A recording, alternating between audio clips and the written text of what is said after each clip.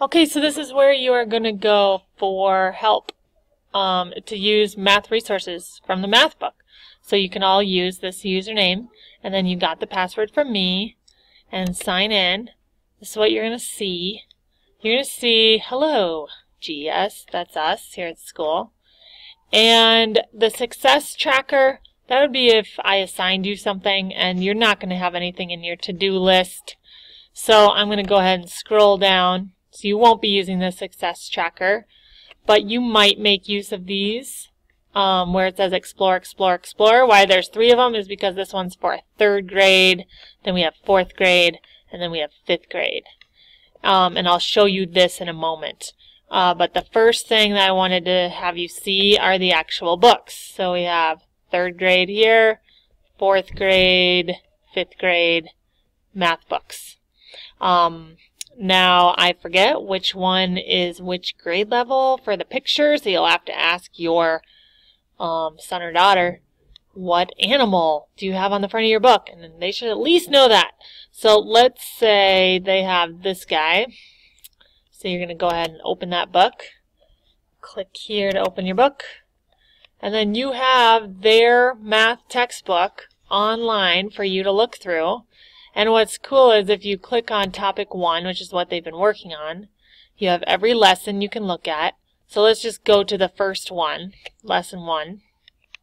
And what's neat about being online is that here, if anything is highlighted like this, I can actually click on it and it brings up the glossary and tells me what that word means in mathematics. So it gives me a definition and then it gives me an example. So place value would have the same thing, and it gives me an example of that. And then these things off to the side, if you were to click on this, it would give me the actual worksheet that most classes are going to be using in class to practice this section. So you can scroll through and see what types of problems they're practicing for that day, for that concept. This is not a feature I can use, but you can try it on your computer. So this is what the book explains it as, and then you have the guided practice, which they tend to go through with the teacher in class. Then you have another example for yourself and some problems to practice on your own. So they'll get a worksheet, which we clicked on earlier, but this could be some extra practice problems and some problem solving, which most students like to skip, but that's actually the best for the student to increase those brain cells for mathematics. So if we go up here to see what more exists on this cool math book, if you go to View By, there's different things you can click on to see if they have it for that particular section. So does this connect to algebra? Does this section that we're on connect? Nope, only these ones in the book would. So I wouldn't have anything with algebra there. Problem solving lessons, nope, not on this section, not till we get to section 9. Stop and practice, has some more practice on those sections. Enrichment, you need an extension. You'd have it on those sections. If you just did not understand the section, you could click on reteaching. Which topic do you need to be retaught? Let's say you need to be taught numeration, which is what they're working on. Then it gives some more examples, like another example of it, and some other problems to try if you're not understanding the first topic, which is numeration. So that's kind of a really quick glance at the book. You can print anything in the book that you would like, and that's just up here at the print page feature. You can zoom in if you need to because you really can't see the screen. That's for you to use. Zoom back out. You want to see double page at a time. So just play around with it.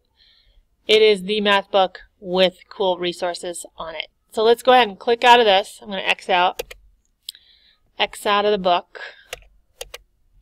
And then I wanted to show you, so there are the math books, all the grade levels.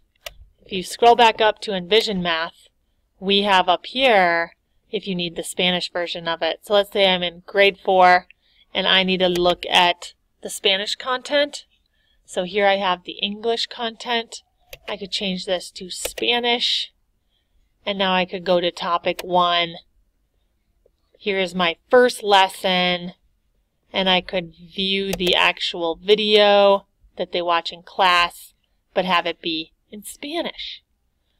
And then it gives you the worksheet to try out and practice, and then review what you know, and you can page through, and it's all in Spanish for you if you need that.